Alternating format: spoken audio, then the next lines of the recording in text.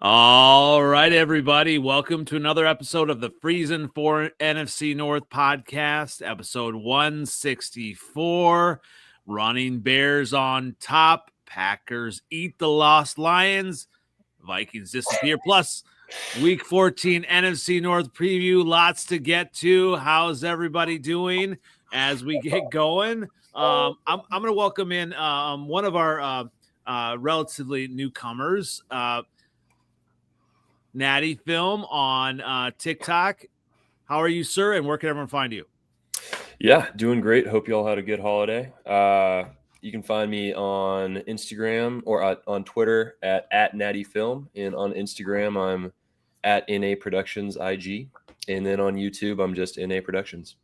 Very good, very good. And RevTrev, fresh off your own podcast with a nice hat there. Where can everyone find you? You can find me everywhere. RevTrevNFL. Come on, I just made an awesome video about the Bears-Packers preview, NFC North battle. I just made another video on TikTok right before. That's why I was late. I apologize. I'm creating content, everyone. So, and yes, Nate, I had a fantastic Thanksgiving. Boy, it was beautiful and wonderful. Good to see you guys tonight. Absolutely. We'll get to that. And I absolutely am elated to welcome in Seventh Letter. Where can everyone find you as we get started? Seventh Letter for Twitter, X, same OG, Instagram, Facebook. As you said, as we were getting ready, let's just get it over with. I noticed there's no Vikings fans here. Shocking. Well, we should be having one soon. But yeah, the Vikings disappeared versus the Seahawks. And we'll get to that as well. He's pretty good, man. He in the bathtub, yo.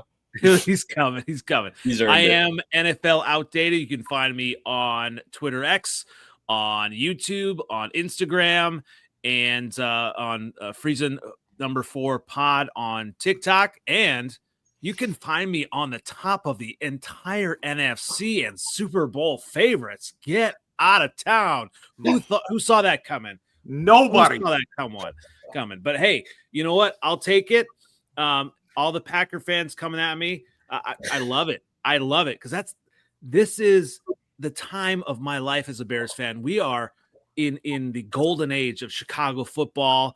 I'm loving it. But obviously, golden age. Golden age of the Chicago Bears.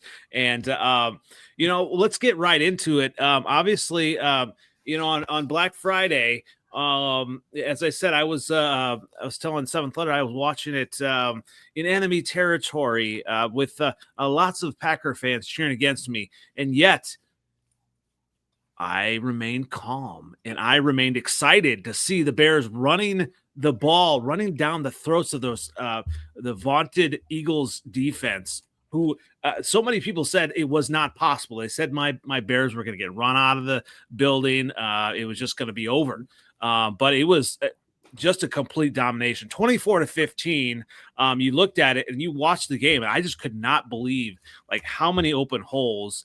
Former Philadelphia Eagle DeAndre Swift, it was like he was playing against a peewee defense. He was just running left, running right, running everywhere.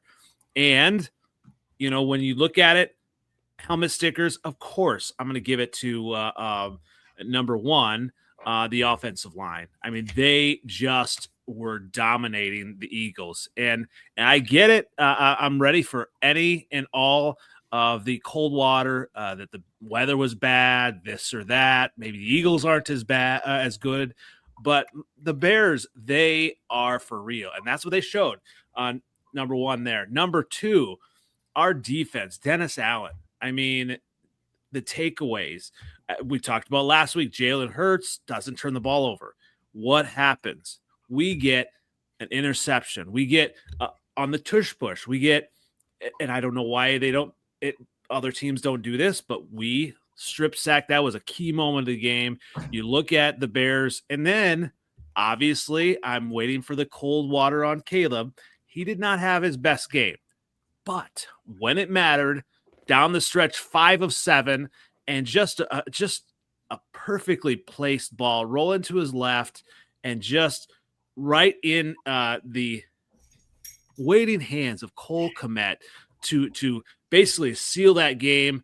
I mean, no matter what anybody says coming, after me, the Bears are the first seed in the NFC playoffs right now, obviously, courtesy of the Carolina Panthers loss or actually win over the Rams. So, hey, the Bears are who I thought they were. I told you they'd be 11-6. I told you, no one believed me. We're on our way. We're close. We're right there. Obviously, big game coming up. But all right, throw some cold water on my Bears for me. Who wants to start? I'll start. There it is. I'll start. Yeah. You motherfuckers had the easiest schedule I ever saw in my life. And the last couple games that the Eagles played, even against us, the Packers, the offense did nothing. And today, on Friday, the Eagles did not come to play. They underestimated y'all. And one thing that was different is all your cornerbacks came back. Other than Stevenson, I think everybody was back, right? Mm-hmm. Now, if the pass rush, because you don't really need linebackers. To me, your linebackers are average at best. Yeah. You know what I'm saying? They average anyway. So it's not really a big loss. Well, I was gonna say, I love what Dennis Allen did. He brought 5 DBs in and just all of the different things. I mean, so obviously kudos to the offensive line, but Dennis Allen, just the things that he's able to do. And now Nishan Wright. Good. So Briscoe always been headed. That's why his head was hurting all last season. You know what I'm saying? You know what I mean? Briscoe always been a hitter. So Briscoe was back. What's the corner number 1? He was back. Jalen Johnson, Is Gordon back? Gordon is not quite back yet. Oh, maybe he was. No. Then the guy that's filling in on the other side, the tall one, he good. He's a Deshaun Wright. Deshaun Wright is in. They keep trying to throw over the tall dude. Like, oh my God, why even do that? Like, they keep doing that, and he plays. He got confidence. So when Deshaun Wright, right. So when I saw y'all running the ball down their throat, and then I seen like they couldn't really do nothing offensively. Remember, I always say, even when I was like, when the punks get tough, like the sucky players start making plays and they get confidence and the momentum, I knew it was over. And by the time Caleb started throwing, you know why he went that way? Because y'all ran the ball 40 times at him. And so, everybody was down. Cole Kmet in the back of the end zone, wide open. It was not wide open. It was perfectly placed ball. Like it was a good. But I'm saying, Caleb Williams sucked the whole game as usual. No, he played within the offense. It was. Man, he is the number one pick, windy. Calling him Justin Fields every week, just like you used to kiss and hug Justin Fields. You kiss and hug him with them average ass 50% passing ass stats every week. It's not him. He running the ball 40 times a game. You got an offensive line. Everybody's back. The defense was back, and the Eagles ain't that good. Period. Hey, you know what? What's scary about this Bears team is you're right. We're not even 100%, and Caleb's not even playing 100%, and we're still at the top of the NFC. So I don't know, Trev. I know you got something. Average quarterback. Another one. I'm waiting for the cold water. Bring it. I can't beat him either because we cooked. So I've been waiting since Friday for this. So, Natty Film, you got something. Someone's got something for me. Come on. Yeah, I mean, I don't totally disagree with some of the stuff Seventh Letter was talking about. I'm not going to detract as much as he did. I'm not. I will say it was an impressive win. I would guess that pretty much everyone here expected the Eagles to take care of business. I know that I did. I said it was going to be 2013 Bears, didn't I, Trev? Yep. Did I say he was going to win? Yep. You did. I wasn't here. I don't know. I said the Bears were going to win if the Eagles' run game did not show, and they didn't show. Oh well, that's fair. You got like side bets on things. You know what? I didn't have any qualifiers. I said the Bears were going to win. So go to the tape. I said you was going to win. You did. You did. Seventh Letter is throwing the challenge flag. We will. Well, it's a fact. You did say that. But yeah, I mean, This game really came down, like, obviously to the Bears rushing offense, which has been pretty impressive this season.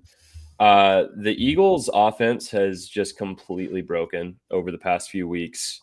I think like we've really seen it over the, I haven't been watching all the Eagles games, but I have watched the past few, and you had the Packers game where they couldn't get going on offense, the Lions game where they really couldn't get going on offense, and now against the Bears game, which Justin Fields might stink.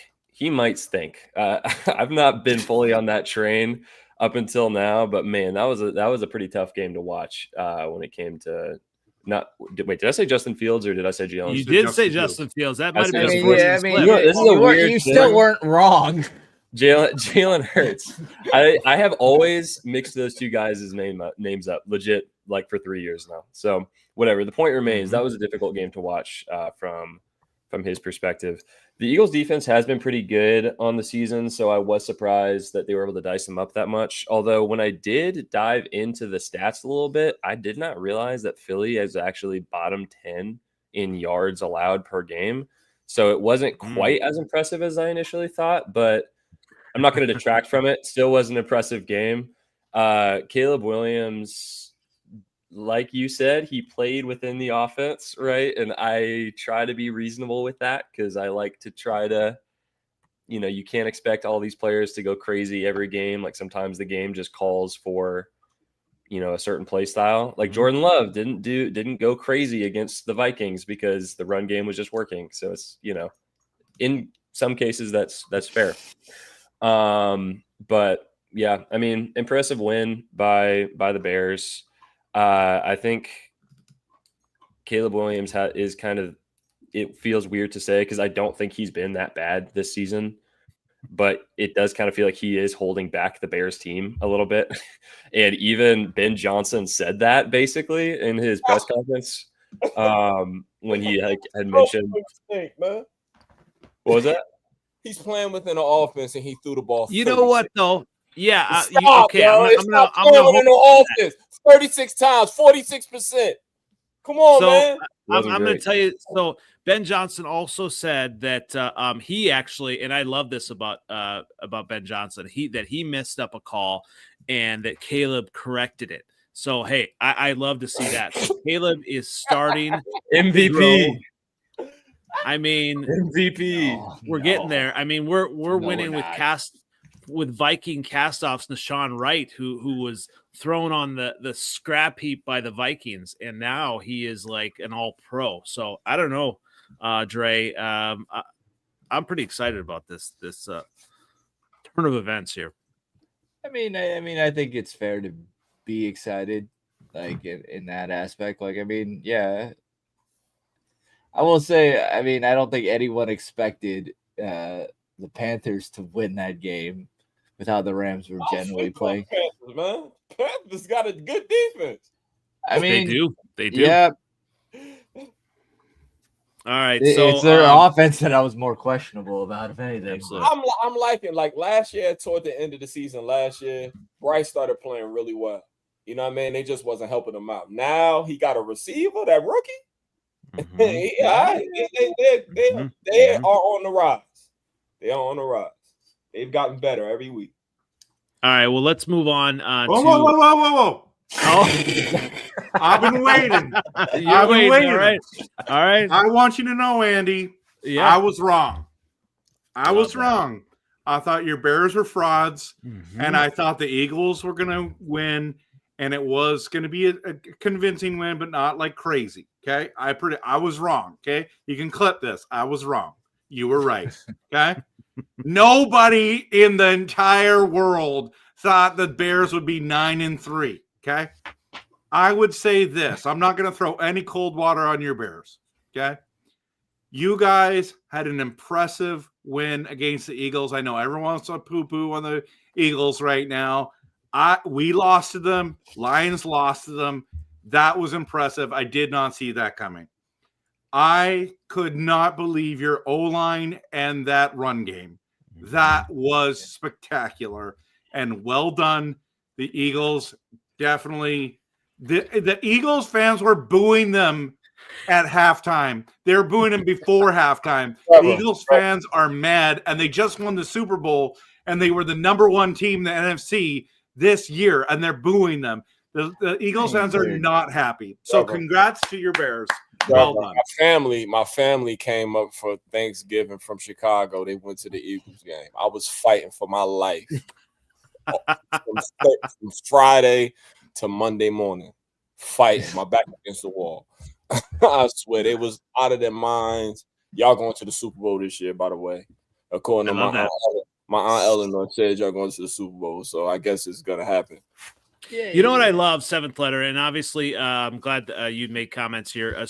What I love about Ben Johnson, and I think, everyone's kind of finding out, and around the league, they're talking about so many positive things about Ben Johnson because of all of the play design that they do. And I think that's what kept the Eagles defense on their heels, is that a lot of the motions were doing similar to when the 49ers back in the 90s, when they were, with Shanahan, when they were doing a lot of motions and things like that. They're making things look the same, and just the play design,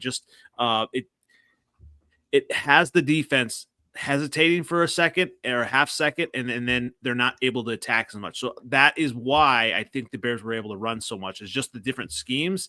And Caleb and the team is all starting to buy in right now. And obviously we got some big games coming up, but you knew I was going to be excited about this one, and I appreciate the excitement as well. So I'm going to give you, Trevor, the first start on this one. So for the Packers, Packers love Turkey Day, eat Lions, and 31-24 win in Week 13. So hand out some helmet stickers for your Packers. Sponsored by Dr. Pepper. Dr. Pepper Zero right there. Doc. It's good for you. Just like turkey is good to eat in Detroit. This is the second time we've come in and kicked the crap out of your team. And you know what? Jordan Love is unbelievable in Thanksgiving. 4 touchdowns, baby. I mean, what else did you let's give it up for Jordan Love. Okay, Andy. Okay, here we go. I'll give it up for him. All right. Yeah. 4 touchdowns. Nobody saw that coming. This was the excellence of execution. It was unbelievable. And to top it all off, Micah Parsons, the monster Micah, was destroying Jared Goff. And it was the spear at the end reminded me of Goldberg when he was in the WWE and in WCW. That's how good it was. Everything about I took the day off. I watched the whole game. I just made content after. It was so fun. I felt bad for Seventh Letter. Don't feel bad. I felt bad for you. I felt bad. But it's because I have a heart. Okay? It's because I have a heart. But it was glorious and it was wonderful. And imagine when we get healthy, this is going to be great. The only bad thing, Wyatt got injured. Yes. What about you, Natty Film? What are your hand out some helmet stickers on your end? Yeah, I mean, great game. I was traveling for the first half, and I was listening to the Packers radio call, and then had to go back and rewatch the first half. You didn't miss watched the second half with the family. Great game. Obviously, got to give a helmet sticker to Jordan Love. I thought he played a fantastic game. Missed a couple throws, but nothing too bad. I think that's pretty much every quarterback does that every couple plays. I think the Packer fans it's mostly Packer fans too that freak out about these tiny little missed throws. And it's do you watch NFL games? Every quarterback misses some throws except Tom Brady in the Super Bowl. That's literally it. So thought he played great. I think a little bit of an underrated helmet sticker, and also very disappointed to see he did not get any turkey in the post game. Dontavian Wicks. Putting the Packers offense on his back a couple times, making some great catches. That last catch on 4th down, losing his cleat, going up, grabbing a great, perfectly placed ball, putting it in a spot where only Wicks can make it, but still making that great catch. Just fantastic effort from Wicks. I feel like he has kind of been the forgotten child a little bit when it comes to the Packers receivers, because you have – obviously, it's become a meme that the Packers have 1 million receivers at this point. Also, I saw a tweet the other day that was from like a Bears fan, and it was joking about how the Packers have like 10 wide receiver threes or something. It made me laugh, but and Watson has come back and really been kind of dominating the past few weeks. Dobbs has been the possession guy for a long time, and Wicks has been very quiet this year.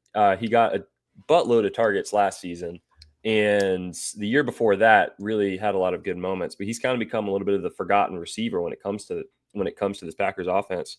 But people forget that he is by far the best route runner on this Packers offense. Like, it's not like every Packers receiver would say that. In terms of route running, he is like, he looks like there are some routes where you're like, shoot, is that Devontae again? And but he's had some issues with catching and just seeing the field in general because of those issues. Because again, there's a lot of mouths to feed with that Packers offense. But if he can start figuring it out, Watson seems to really is kind of seeming to get into a groove. Hopefully we get Golden back, Reed coming back, who's going to bring a whole new element to this offense. We've been really hurting in the yards after catch game since Tucker Kraft has gone out. Reed is the next best guy when it comes to that. So I think that'll be exciting. But yeah, I mean, great game. Parsons, so fun to watch. Like, that guy's crazy.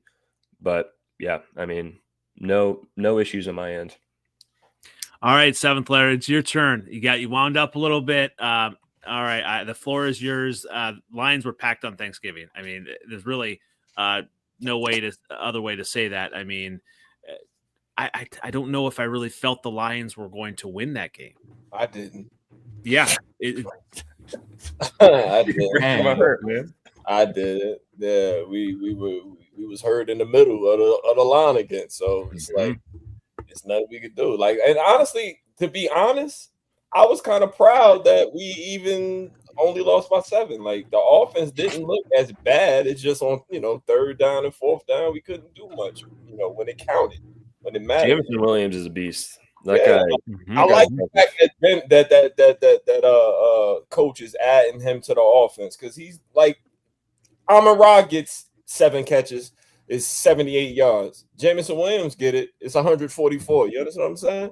Yeah. Like, I do think we need to use Montgomery more, but I don't think that he's as effective without the interior of the line being a little bit more, stronger. Like, it is what it is. Like, Jahmyr Gibbs is better for that weak offensive line we got now, but sometimes I think we just run them into a wall and it's kind of sickening. So, I mean, if this might have been a different game though if Amon-Ra didn't get hurt, I think, right? No, yeah, I don't think so. I don't think it matters. Maybe on third down, yeah, maybe on one of those fourth downs, but we wasn't converting fourth downs with them, so it don't really matter. So I don't know, man. I'm just glad it's over. I hope the bleeding stop. I can't wait till the season's over. You know what I mean? Like, like, I can't wait. That already. Yeah, I'm done. I done signed in. My boy, Frank ain't coming back. He failed the physical. Yeah, he had a third grade 3 hamstring tear. He's trying to come back. Like, how did he not know? Yeah, he knew. Yeah, wobbling into the building. It was like the world was over. It was like, no Frank Ragnow. It was like, what happened to Frank? What happened? Man, he had a grade 3 hamstring tear, trying to come back. Like, he's tough. He played with a broken throat for a whole season one time. He tough as nails, but sit your ass down. I hope he come back next year. So all we got to do is draft a real guard or something. I'm over it, man. Like, right now, no more Lions gear. I got on my soccer hat. I don't even know who the fuck this is or what it stands for. Nothing. It say football. That's what I'm gonna be watching. Tell you what, Seventh Letter. This just in. Coaching does matter. I mean, you lost Ben Johnson. It's not my coach. It's not Ben Johnson. It's not. It's my O-line. My O-line. My offensive line is the problem. We can run the same plays. My offensive line is broken. Like I told you, I didn't care about Ben Johnson. When Frank retired, it hurt. I knew it was going, because it's going to be Graham Glasgow in the middle, and he's a bum. And he was hurt. Yeah. Even he was hurt. So it's like, it's over, man. This season is done. I hope we lose out so I can get a middle first-round pick. And I'm all right with that. Wow. This is I think the Lions are going to make the playoffs. I hope not, so we can just lose first. No. Wow. You sound like me a few years ago. No, I don't sound like you because I'm realistic. You over there sounding like we gonna win the last 5 games, and I know damn well I'm not. That's what you would say. That's the difference between me and you. But you got the crown now, man. I got it. Up to you. Yo, you believed in yourself, man. Them bum ass Bears who ain't beat nothing yet. And I can't wait till y'all play the Packers and the Packers don't let me down. Beat him next week so he can come back up. Please. All right. So let's. Sick of him, yo. I'm sick of him. I already knew what time was gonna be. I'm very defensive right now. Don't start with me. Don't start. Speaking of a team that has lost their way, the Vikings disappear in 26-0 loss versus Seahawks in week 13. I mean, Dre, number one, I appreciate you showing up. In previous years, we didn't have a Viking fan that would show up in these devastating losses, but maybe pass out some blame and maybe there's a little bit of light at the end of the tunnel for you. What light? Or not. What light? I watched the horrible game. Yeah, what last week was like the first week that I've ever like kind of not picked my team to win, and then look what happened. I mean, it is what it is. Like you can't, like I was hoping, obviously, but it's, when honestly that the pick six that happened. When something like random like that happens, it's like, well, I see the game. I'm okay. We're good. Like it's not a good thing when it's pick six is never good, but when it's a pick six, wow, like just a wild ass pass, like on a that's not a good play. Like, it's just all of it is look bad. And yeah, rookie, yes, good defense. You can't like really hold a lot to it, but it's also just like whatever. I will say this, I'm gonna just talk about positives because like the negatives, I think the internet, as everyone has said already, Flores defense is legit. Like I think that's the biggest highlight is that honestly they were bailing everybody. They arguably kept us in it for like even for the little amount of time that longer than we should have. Like I was tweeting like about like during the game, it's like the defensive line is going to bail out what the offensive line does today.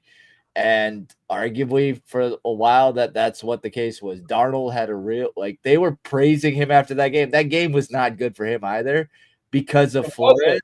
Yeah. So they were the defense, like Dallas Turner looked great.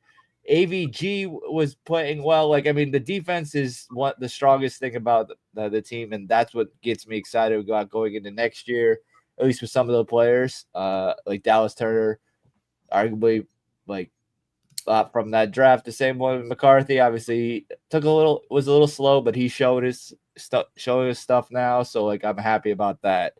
So at least the first round wasn't a total blow. I guess. So, I mean, I'm not trying to talk anything about McCarthy like too bad, but like, because who knows what's going to happen in the next 5 games? We'll see. I'm just hoping just for some positivity going into the offseason. I think the Vikings fandom are overreacting on the KOC, Quasi stuff. It ain't his fault. Maybe nope, Quasi it is not. Coach. It ain't got nothing to do with O'Connell. I'm not calling him that. Hey, it's interesting. You're already talking about off season. You sound like me from a few years ago. I mean, you don't never sound like this. That's true. You never sound like this. You don't talk about the draft until you're officially knocked out the playoffs. Nobody is yet. I'm technically not knocked out, but it requires everyone here to lose. Like they gotta lose every other game. Believe. Skull. I mean, I can always. But I'm realistic at a certain point. Well, let's get to we'll wait for the marquee matchups coming, and we'll give you a little bit of a break here, Dre. 7th letter, you're up first for the game Thursday Night Football, Cowboys at Lions. The Lions are 3.5 point favorite as of the last time I saw it. We're gonna lose. we're gonna lose, and we're gonna lose big for what we did to them last year. They're gonna beat the shit out of us. Yes, they are. Yes, they are. We more hurt than ever. The injuries are gonna pile up. Yeah, we might play with a little bit of pride, but we lose by 10-7. Like, wow. 7 points. Like, it's because again, remember I told you the reason why I thought that we lose to the Giants because when they're strong, we're weak. Well, the Cowboys just found that interior pass rush, and guess what? I ain't got. So there it is, yo. And that's how we 10-7. I don't know. I mean, what about you, Natty Film? Do you think the Lions are going to lose? I do not. Cowboys are getting hot, and I would not want to play them right now. But I personally would be pretty surprised if the Lions didn't have a bounce back win at home here. I still think the Lions are a really good team. Obviously, their O-line has been pretty disappointing. But I don't know. I would anticipate a solid bounce back win from the Lions, 34-27, something along those lines, like a one score, a little bit of a shootout. That'd be about what I would be expecting. Yeah, our defense ain't been good since Brian Branch got baptized, bro. I swear to God, Joe, he went and got baptized, and all of a sudden, like they just like all the penalties that they've been calling on and people getting fined for is all bullshit. Like, really, it's like I've seen him truly rip people before, and the stuff that they hit him for is like reputation fines. I swear to God, he ain't really been doing much, but ever since then, it's like the ball, like he's stopping, covering people, and the ball going over his head. Never. That don't never happen. You know what I'm saying? Like, no, man, it's over, bro. Over, man. Over. Trevor, come on. Let's all kind of pump seven blood up here. You're picking the Lions, right? You know what? I believe in the Lions more than Lions fans believe in the Lions. But this week, there's something weird. I think the Cowboys are going to rival the Eagles and make it close. And there's going to be some kind of relevancy in the stretch. I think the Cowboys win this week. And it's going to be a crazy game. I can see the Lions winning as well. But I think the Cowboys win. The Lions win a whole bunch of games at the end of the season, especially Week 18 against the Bears. And so, sorry, I just couldn't help myself. But I'm calling Cowboys beat the Lions, and then there's going to be meltdown city in Detroit, and then they start turning it around. Wow. Okay. What about you, Dre? I think similar to what Trev said, I think it's gonna be a crazy game, especially if St. Brown is able to play. Because I think offense, it's just I think it's gonna, if anything, be an offensive shootout. Like CD and Pickens, like they're really one of the top like wide receiver duos. Like I could say like arguably Jefferson and Addison. Like I could say that if I want, but I ain't got no quarterback. Yeah, but Pickens and CD, like CD's obviously been like top tier, like almost I don't even know how many years at this point. And like Pickens he's a wide receiver one disguised as a wide receiver two right now. And obviously he's doing very well. So I think and they're able to play very, very fast. And I think if St. Brown was playing, I think that the Lions could offensive, I guess the offensive weapons of that could work very well in their favor. If he doesn't play though, he's not. Yeah, Williams obviously he has a lot of talent, and so does Tesla or however. That's not gonna go off this week though. I think there's gonna be some offensive. I think if Gibbs, honestly, if he can pull up a Bijan Robinson type of game, like that, I think that could happen. I do think the Cowboys would pull it out, but I think it's going to be kind of, if anything, similar to the Giants game, at the beginning of the season, where it's a really high score and it's going to come down to the end. Maybe not as high as that, but I don't know, 34-31. But I think the Cowboys probably will pull it out again. Yeah, they're going to perform like they always do. Well, You got to kill the Cowboys in order for them not to cheat for the Cowboys. So they're going. well, seventh letter. You said 10-7. I don't see any. I mean, No. I said we're going to lose by 7 to 10 points. 10 to 10. Okay. Because I'm like, I mean, No. Crazier things have happened, but I think it's going to be a blowout. My first inclination, I wanted to say that this is going to be a 37-37 tie because I think Dallas loves the ties, and especially within the NFC North, other than the champs, the Bears, we beat them. But I'm thinking actually that the Lions are going to win 37-34. I think you're right. I think Tesla is going to step up, and I just think if the Lions can, limit some of the big plays early and get out to an early lead, I think the Lions can take this one. Seventh letter. Come on, have some hope here.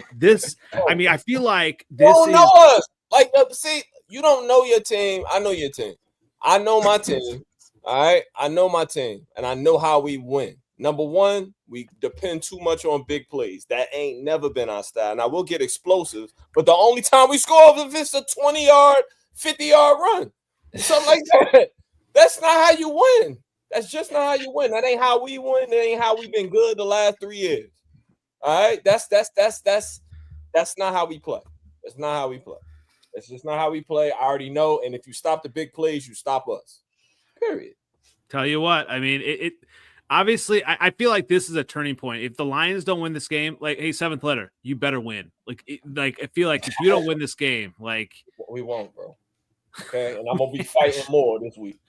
I'm fighting again this week because I got to deal with the Cowboys at work because we whooped their ass so bad last year, and I talked so much shit. Now I got to defend myself. So much negative for a guy in the best stretch his team has ever had. Seventh letter.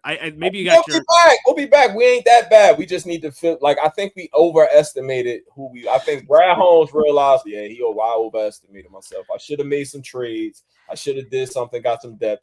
While the Eagles got better and they still suck, we could have got better and been better. We can't get no pass rush because all we do is depend on one guy, and they chip him and grab him, and they don't call nothing for him every week. I got to sit there and watch that shit. So we just need somebody else. We got to do what the Rams did. We got to take the F them picks type of mentality. We got to pick good players and not developmental players because it's only worked out the first 2 drafts we had. The last couple, none of it has worked. None of it panned out. None of it. We got to stop this dreaming and wishing and acting like we good. We the Lions, Joe. We ain't been good. Speaking of team that's not good, and actually 2 teams that are facing off that are not good, particularly at this moment. Trey, whatever this Commanders at Vikings, obviously the Vikings are still a 1.5 favorites at home. Are they now? JJ McCarthy is coming back. Woo! So give us some keys to the Vikings winning this week and getting that all-important 5th win that I said that they was going to be their benchmark this year. I mean, yeah, I think it's just they got to let McCarthy play, like just go out there and play and not think too much. I think that's arguably the biggest thing. And just so he's kind of accurate, basically in those fourth quarters, like do that four quarters of a game. I mean, I think this one, like I'll go back to my roots of like rooting for my team, like more. I think they can win it, mostly just because the Commanders are a shell of what they should be at this point. They played their ass off on Sunday night. I mean, they can. Like, don't get me wrong. It's just Mariota is a traveling backup for a reason. Like, I like Mariota. I liked him when he was at Oregon. Like, I think he has a lot of talent. But at the end of the day, I think that like their defense is old, honestly. They do have a lot of talent, but we have stopped Debo before. So I think we have like a lot that like I think our defense is going to be able to stop that. I think I'm not worried about that. If Daniels was playing, I think it would be a little bit different because obviously he's a lot younger and he has a lot, I think, more talent than Mariota. But because he's not, I think our defense will take care of their offense. He might. They're gonna go all the way up until Friday. That he might play. I don't know. Put him down for they break his arm, dude. They RG3 him. They better chill out. Yeah. I don't think they should, especially given that division, especially what we were just saying about the Cowboys. But I mean, if he plays, I think like the Commanders I think they could probably win that. But if he doesn't, I think the Vikings, I think they can make it work. I'll say that. I think they just got to be accurate. I mean, you always have you have the best receivers. Like generally speaking, I would say the best receiver in football. So honestly, you just got to get him the ball. Like they haven't been getting him the ball. Like that's just pretty much it. The quarterback they just leave him on the outside. They don't hide him or nothing. And both of y'all rookie quarterback, the quarterbacks y'all got, y'all, they rookies, so they don't really trust themselves to really throw people open. And you gotta trust the best receiver in the world. He gonna get that ball, man. Yeah, and so I think if anything, it'll be I think for the first few, we'll probably go to our routes, and Will the Thrill will score our first few points. So low scoring. So I'll probably just say 17-16. We win on a field goal, but yeah. There you go. Shout out to you. All right, Trev, what about you? A couple weeks ago, I was at US Bank Stadium, and I was in the third deck, and it cost me $150 to get in. Those same seats are going for $56. Guys, you can get into the lower bowl right now for $100. I'm telling you right now, if you're going to that game, tickets are going to drop like a rock. Yeah. You can go to a game. You can go to an NFL game and sit in the lower bowl for under $100. Yeah. This is the time. Go see your team. I mean, this technically team. Technically, it's an NFL game, but fair point. Although I think Terry McLaurin being back is huge. I mean, he is one of the best receivers in the NFL. Absolutely. So I'll take him. Absolutely. So we should have drafted him. Yeah. I mean, so arguably the best receiver, like statistically, we stopped JSN last week. So yeah, you didn't score a point. Stop. I mean, I'm not saying our offense played well. I'm saying our defense played well. JSN didn't even need to throw the ball. What you're saying is the Vikings have a great defense. If they had an offense, they would be Super Bowl champs. I'm not saying that. I am not saying that it's been a minute since they won, so they think they know what it is. All right, Trev, you picking the Vikings this week? No. No, I'm sorry. I can't get on this train. But I mean, they should win. They should win. Maybe I will. Yeah, I'll pick them. Why not? It's 1.5. I'll even take the spread. Okay, so no. I'll take it. JJ McCarthy's back. He's gonna have a bounce back game. If Daniels plays, I'm telling you right now, Commanders are winning this game. Yeah, it's tough to go back and forth because not knowing who's going to play. But seventh letter, I know you like Washington. I don't, but I do think. I don't know. Mariota is just he another one of those wild card kind of guys. Him and Jameis, yeah, they just wild cards. But I think the Vikings defense is really good, and he's not as wild as Jameis. You know what I'm saying? Where he'll turn the ball over on some goofy shit like fumble or something. But it's McCarthy, man. He's not moving that offense. He's not. I can see him turning the ball over, trying to be aggressive this week. So I'm gonna go with the Commanders because I just feel like their defense is old, but that experience in this is superpower. You know what I mean? So did you see Jameis Winston posted on I don't know, it was Instagram or whatever that of a flashback that he was trying to tell his younger self to just walk by the Publix market and not any seafood and just keep walking. Yeah, I mean, but you know what's so crazy about that, man? He still was the number one pick, so it didn't really matter. It did, yeah.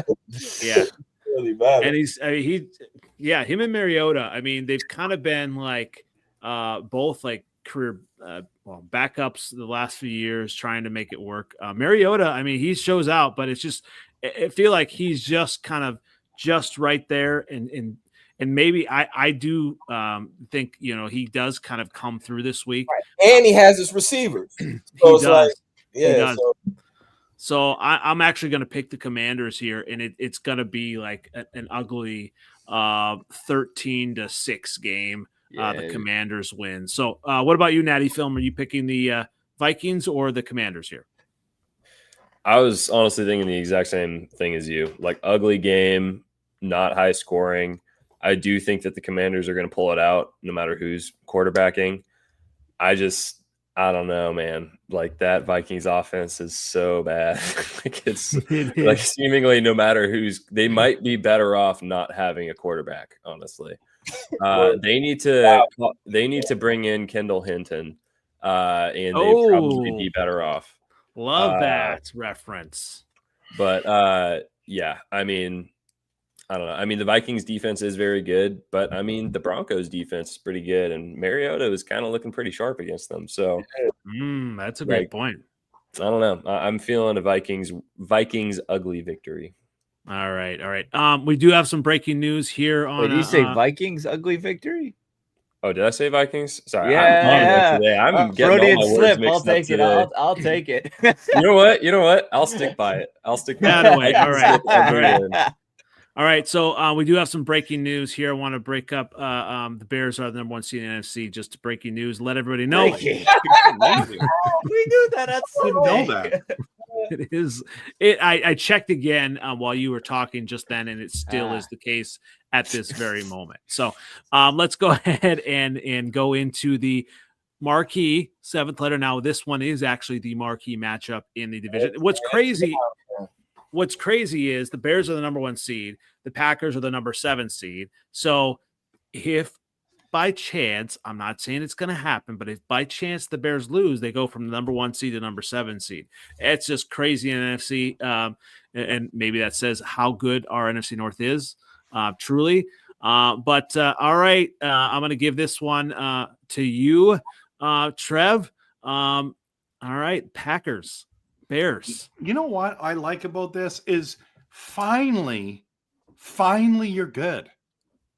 You know what I mean? You've been telling me for 4 years that you're going to be good. Mm-hmm. Bears fans have been telling me for years you're going to sweep us. And I'm like, win a game first. You know what I mean?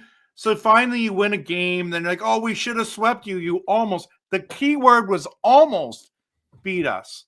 You didn't. And so this is so great because they just flexed both of our games. Mm-hmm. Week 14 and week 16 both got flexed. Mm-hmm. So that means the Bears are finally relevant again, which means that this is must-see TV. And I can't wait for Sunday. Now, it doesn't say the Packers are the favored by 6.5? 6.5. Yeah. Wow. It's going back and forth, 7, 6.5. Wow. Yeah. Wow. Yeah. I mean, it is at Lambeau, so I get it. But you guys are the number 1. You're the number 1 team in the NFC, and you're already getting disrespected by Vegas. I'll take think it. about that for a second. I'm all right with that. They don't believe in you. They don't believe in you. This is like no one believed in me last week. No, you didn't even believe in me last week. Hey, I'm not offended. I told you. I've been telling you it's time to jump on the Bears bandwagon, and if you're not ready now, that's fine. We'll still be here. And, I mean, Trev, are you picking the Bears? Or are you picking the Packers? The Bears are going to score 23 points. It's going to be amazing. I thought the Packers are scoring 27. We're winning this game. It's going to be close. I get it. Bears fans are loud. Packers fans are loud. It's getting crazy. Nobody thinks you're going to lose, blah, blah, blah. I'm impressed with the Bears. They're way better than I thought. But I think because it's in Lambeau, I'm giving it to Green Bay. So you said 27-23 Packers. Okay, that I mean, both defenses are pretty solid. So I'm going to give this one to you now, Natty Film. I know you're going Packers, right? I'm going to list off a few stats here that I thought were interesting. All right. So the Bears defense is bottom 10 in points allowed, yards allowed, rush yards per game, pass yards per game. However, they're the top team in turnovers with 26 on the season. That is how they're winning a lot of these games. Their offense has been a little bit so-so at times, at least from the passing perspective, but their defense has been opportunistic. The turnover battle is going to be huge in this game. I don't think Green Bay is going to have an issue scoring, but they cannot make mistakes in this game. They were making a ton of mistakes a few weeks ago when they had that little midseason slump. They have seemed to shore up a lot of those, and now they're starting to look like they're getting into a groove. But they cannot revert to that same, like, those issues that they were facing. I think that's going to be a huge factor. Another thing that's interesting here from the other side of the ball. So the Bears offense versus the Packers defense. Packers defense is top 10 in rushing yards allowed. So 8th, yep. And top 10 in passing yards allowed. So the Packers defense, in theory, is built to defend against the Bears offense, in theory. That being said, Ben Johnson, when he was with the Lions, like, he seemed to have Hafley's number. At least last season. They only had one season where they played, but both games he kind of diced up Hafley and his defense. And obviously Hafley didn't have Parsons. It's an entirely different defense now. But Hafley's got to figure out, what he's going to be doing in this game. I think it is going to be a close game. I do think that Green Bay probably, I would anticipate to be like a close 2-score game. So like maybe Green Bay gets like a field goal towards the end to make it a 2-score game, but it's still like a nail biter throughout. But I mean, I don't know, man. I think this is an exciting game. It's crazy to say there hasn't really been a meaningful game between Green Bay and the Bears since like the 4th and 8 Randall Cobb game, like in 2013. Like, I was looking through the list of like all the matchups. That was like the last time that there was a matchup where it was meaningful for both games or for both teams. I'm excited. I think it's going to be an awesome game. I don't know. I think it'll be fun. All right. So I obviously you gave some stats here, and I'll start with Micah Parsons. Obviously, he is my number one concern on that defense. And he may not be leading the league in sacks, but he is actually leading the league in QB pressure. So obviously he has to be, I believe it's like 70 QB pressures. It's outrageous, like how he definitely affects the game. So the Bears are absolutely going to have to account for him. I think that's going to be huge. You talked about the Bears offense. All right. The Bears, would it be surprising to you that the Chicago Bears, my Chicago Bears, are leading the league in big plays, 94 big plays, and that's plays of 20 yards or more. We are leading the league. 54 of those plays, obviously, we've got 54 plays that are rushing yards of 10 yards or more. All right, so obviously the Bears are. You say we're not score a lot of points. We're not a good offense. Hey, we are really coming to the big plays, and obviously it helps when you have a running game. It helps when Ben Johnson's scheming it, everything open. I think that's we're starting to kind of come to it where Caleb understands what Ben Johnson wants from him in certain plays. Obviously, that they looked at that last play to Cole Kmet. There was a layup that he could have just taken. He could have just taken for the first down to continue to move the chains. But Caleb, in his superior athletic ability, he said he rolled to the left and he just flicked it out there, and that he called game on that play. So in the big play moments, Caleb has proven this year that he's able to do that. And so you look at this game, I think the Bears are going to have to defensively limit Love in his big plays. I just remember the first game for Jordan Love at Soldier Field. Right away, Matt LaFleur dialed up a trick play, and that was kind of the tone setter. And I think now we have a coach that's going to be the tone setter as opposed to LaFleur. All right, so the Bears are going to have to limit Love's big plays. We're going to have to continue that run game. That's going to be tough. The Packers 4th rank run defense. That's going to be tough. But when you look at the Chicago Bears, they're getting healthy at the right time. They're believing in the system, and the Chicago Bears defense and offense is all coming together. I think the Bears are going to win here 23-17. And there's an opportunity because the Packers do allow 186.5 yards per game. There's an opportunity here where the Packers sell out for the run and Caleb Williams comes to play, and he has about 275 yards, 2 touchdowns here to really kind of push his total further towards 4,000. 275 yards for Caleb Williams, because the Packers are going to think that, we got to stop the run, and Ben Johnson is going to kind of get to keep them off kilter here. So I don't know. I mean, 7th letter. What's the score going to be, Andy? 23-17 Bears. So we're both saying the Bears are going to score 23. There's one thing that concerns me. There's only one thing that concerns me about this game. That Wyatt is out. And after you guys ran the ball like you did against Philly, that is my biggest concern. Without Wyatt, we can say 4th best defense in the league. We don't have Wyatt. They better come up with some kind of plan. I don't know how they're going to clog the middle. But if you guys run the ball like you did, we're hooped. Shout out to Goose here. Been going back and forth, fun banter back and forth on Twitter. Come with a lot of stats, and you guys all know I never quit. But Goose keeps at me. I get it. And I think it's a huge point. And obviously, I have to look at the stats. But Natty Film, is he correct? Are the Packers have the best defense in the NFL against explosive plays? Goose and I were in the same wavelength. I looked up those stats as soon as you said that. We are currently ranked, at least from the site I'm seeing, we're ranked 3 at a explosive play rate allowed of 4.1%. So the 3rd lowest in the league. Okay. So, and I don't know, you look at the Bears offense versus the Packers defense, but obviously you look on the Packers side, what wide receiver is going to show up?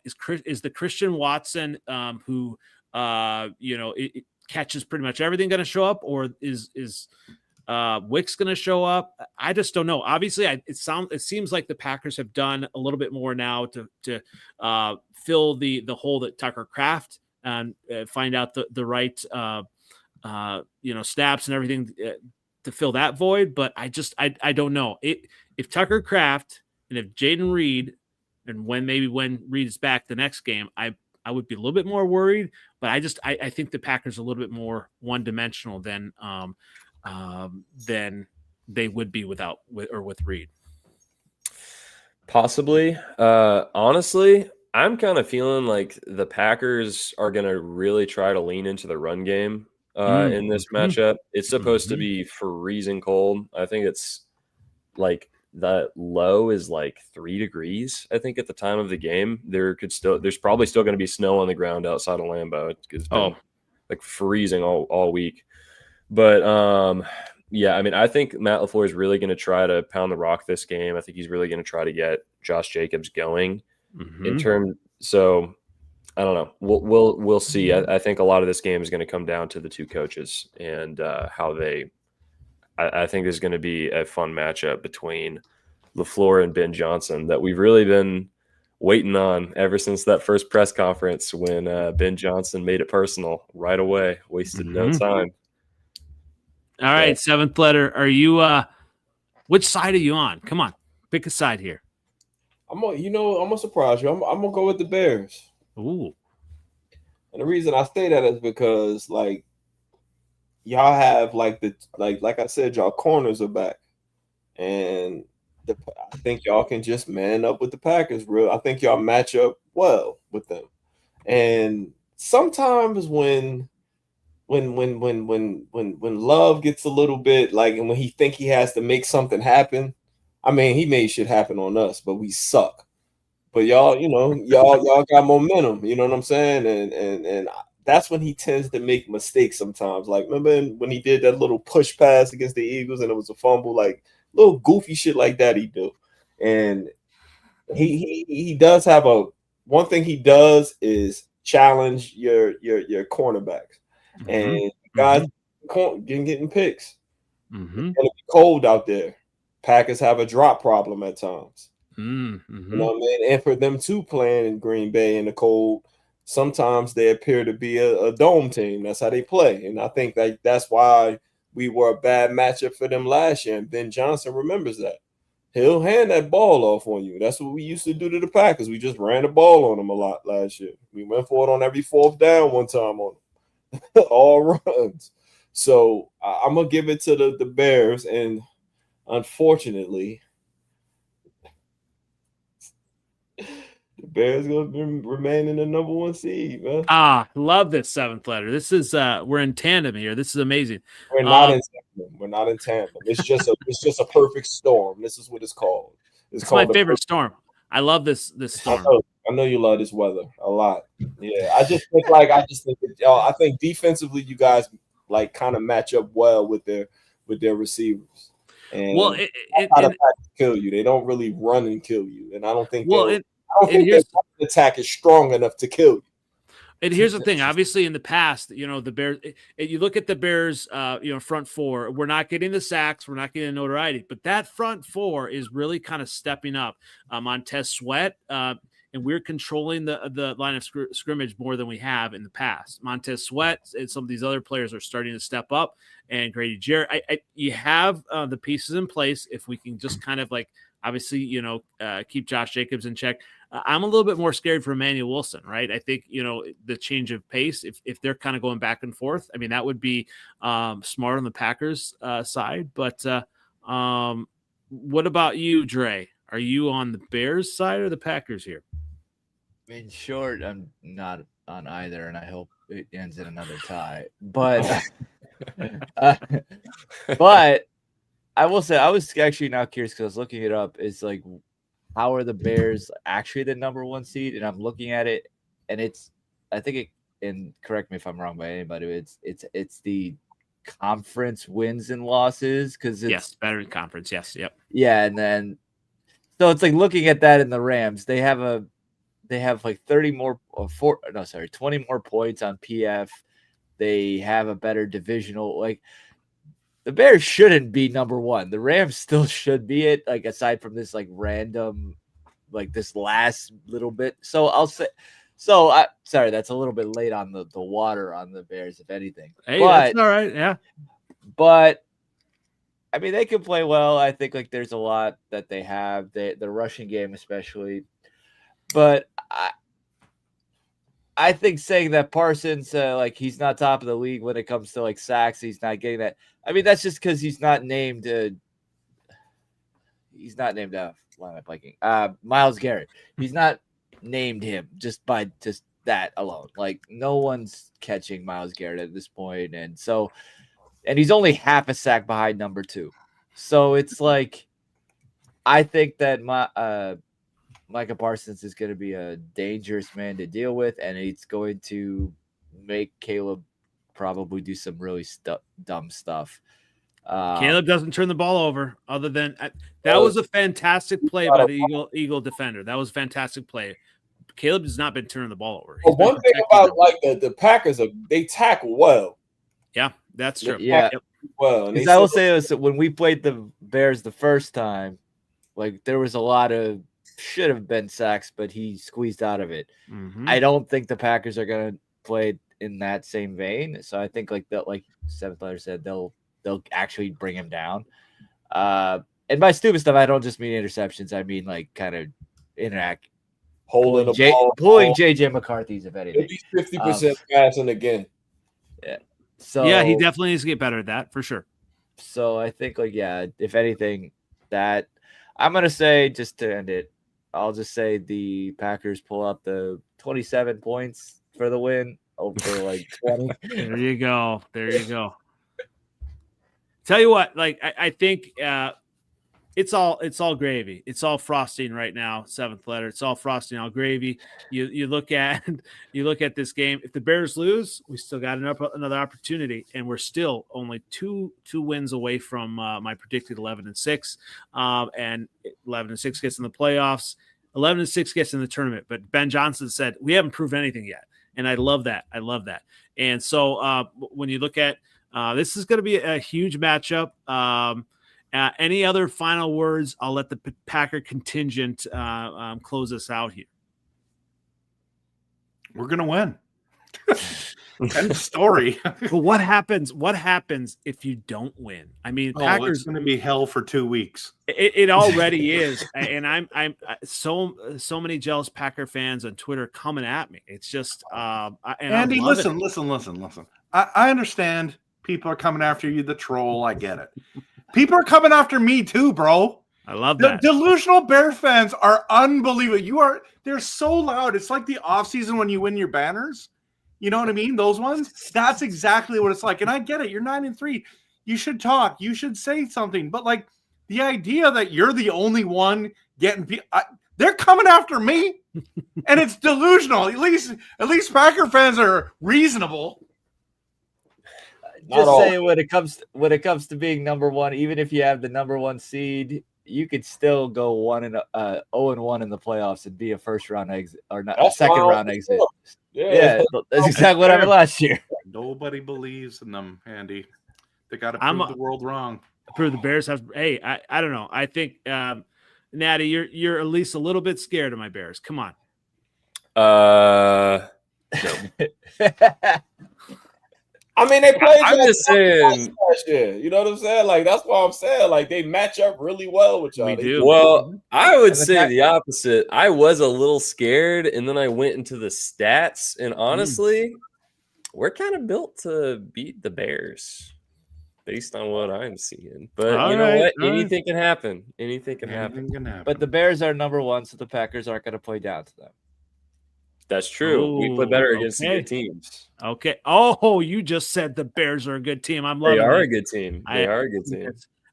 No one could have predicted in week 14 that any of you guys would say the Bears are a good team. No, and I'm loving that. I will take that. So once again, this has been a Freezin NFC North podcast. As we close out, Dre, where can everyone find you? You can find me on Twitter X at Skullman Sports. Even in the L's, I'll be here. You're still here. Love that. Love it. Natty, I'm glad to have you back as well. Where can everyone find you? Yeah, on Twitter, I'm at Natty Film. On Instagram, I'm at NA Productions IG. And then on YouTube, I'm just NA Productions. All good stuff. Definitely like and subscribe if you absolutely have to prior to Packer Week. Trev, where can everyone find you? Listen, you can find me everywhere. RevTrevNFL, X, YouTube, Facebook, TikTok, Twitch, you name it. I'm on there, and I'm pumping out content. Give me a like and a follow. I appreciate it. Well, as Bears fans, and I feel like I think more Packer fans and Viking fans follow me than all anyway. But Bear fans, Trev stuff is not for the faint of heart. But definitely Packer fans, all good stuff as well. And definitely like and subscribe all his content. And you can find me on NFL Outdated on Twitter X. You can find me on Instagram, YouTube, and find us on Freezin number 4 pod on the TikTok. Right now, I am on top of the North, but still with the official title, 7th letter. Where can everyone find you? You can find me 7th letter 4 on Twitter X, same OG on Instagram and Facebook. Always a pleasure to see you guys. Everyone have a safe weekend. Have fun, eat some wings. If your team's losing, Love on the Spectrum is a really good documentary series on Netflix, which because I'll probably run it on the bar about 9:30, 10 o'clock when I start seeing what it's looking like. And I miss the confident 7th letter. We're gonna get him back eventually. I'm gonna get it back. All right. All right. Thanks everybody. Once again, this has been the Freezin NFC North podcast. We'll see you again next Wednesday, 9:30 CST. Have a good night, everybody. All right. Go See ya. Pack, go.